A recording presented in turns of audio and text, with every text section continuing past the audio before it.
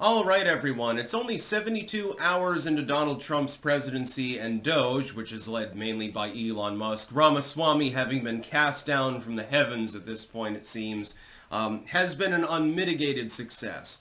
The first success is that you can't really attack it. Some liberals are bristling at the idea of having Elon Musk in an advisory position because they're convinced that he's a Nazi. That's why they're going after his "my heart goes out to you" thing and claiming him to be a literal Nazi. Because they can't attack Doge itself. It's impossible. Part of it is sloganeering and branding. Department of Government Efficiency. Well, who doesn't want a cheaper, more efficient government? Everyone wants that. Even liberals want that. They might want more public spending, but they want it to be used efficiently. So the branding is spot on. The second victory is that it will probably actually work. Now, in the end, I don't believe that Elon Musk / possibly Ramaswamy, again, we're not sure at this point. He might have been basically kicked aside, which is a good thing, in my opinion, by the way.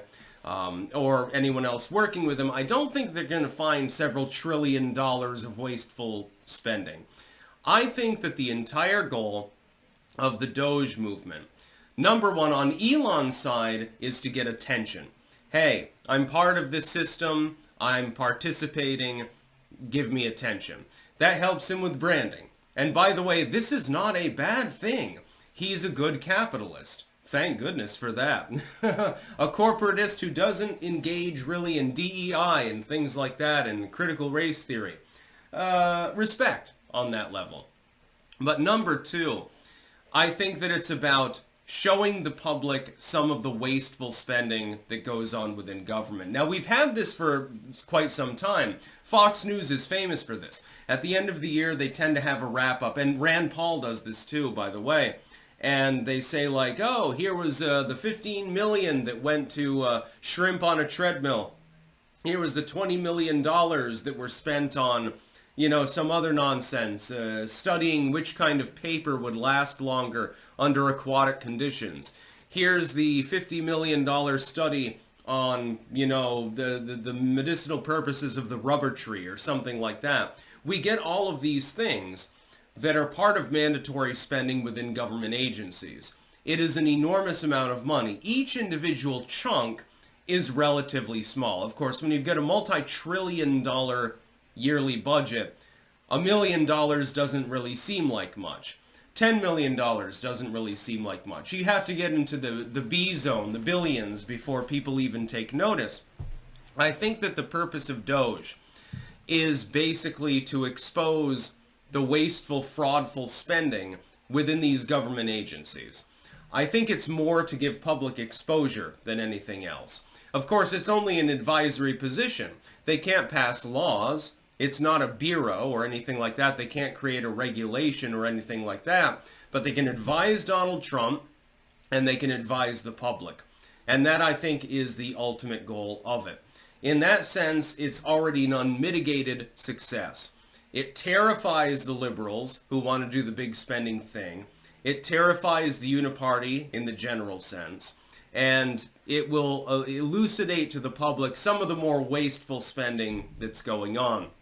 When the public finds out, for example, that $500 million were spent studying crustaceans or something like that, they're going to say, why am I funding this? Why should I be paying this many taxes? That's the prelude, in my opinion, and I think this is the point. The prelude to lowering taxation, to eliminating a bunch of taxes and saying to the public, look at what they're spending this money on. Well, it's bullshit. It's nonsense. None of this is even meaningful. You're studying the life cycle of the lobster, and it cost $80 million. Something like that. This actually happens regularly within government. And it's been exposed before, but it's only been exposed generally on legacy media or on niche sites. Having an actual advisory committee led by the richest man in the world who has the ability to get the word out because he happens to own fucking Twitter is probably much more meaningful. And so in the end, I think that Doge will actually be a complete success. The success will not be, hey, we actually found $2 trillion that we can carve out of the budget. They're not going to do that. That's not going to happen. But if you can carve some hundreds of billions out of the budget, and you can convince people to force that to happen, to lean on their representatives, to lean on their senators to vote in favor of such a thing, you have succeeded. It is an enormous amount of money. Absolutely phantasmagoric. It's more than the GDP of the average country in the world. It's the GDP of 3 or 4 third world countries that we're talking about. That's probably the bare minimum. This is actually meaningful. And it saves us money. It saves the world money. It helps make things more efficient. That's the whole point of Doge. The Department of Government Efficiency. That's basically the reason why it exists. Now, again, it's sort of a part-time position when you think about it. Elon Musk also runs Tesla and Starlink and all these other things, SpaceX. So he's got a lot going on. So he can't dedicate full time to overseeing this advisory position. But he will be able to meet with Donald Trump. There's a reason why he bought in, so to speak, and funded his campaign. And I think it was to get the ball rolling on this. In the end, I think that it's going to pay off bigly. $100 million is nothing compared to what you can shave off the government budget, even with relatively mild cuts. 50 to 100 billion would probably be a lowball estimate. It's not going to be trillions, but it will be billions. I do believe that. And I mean, if Elon can save us that much money, he'll have done his due diligence yet again. Again, I don't necessarily agree with everything Elon is doing. For instance, Twitter.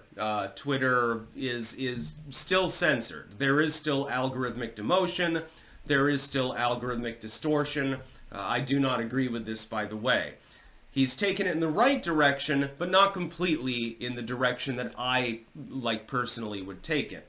But he is doing his best. And I do believe that he is dedicated to that particular goal. And insofar as that goal is what he has in mind, it appears to be working.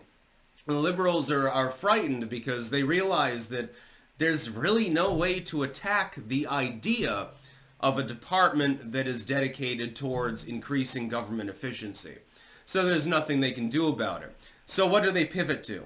They pivot to, oh my God, he stretched his hand out one time. Clearly, he's Adolf Hitler. Very interesting. When you resort to calling somebody Hitler, by the way, you have lost the argument. This has been known on the internet now for 2 decades. So, yeah, they've lost the plot. Nothing they can do. Chuck Schumer, probably the most salty individual in all of Congress at the moment, by the way. Maybe AOC. We're not 100% sure. They're competing for saltiness. They're competing to be the next Romanian salt mine. That's about all. Peace out.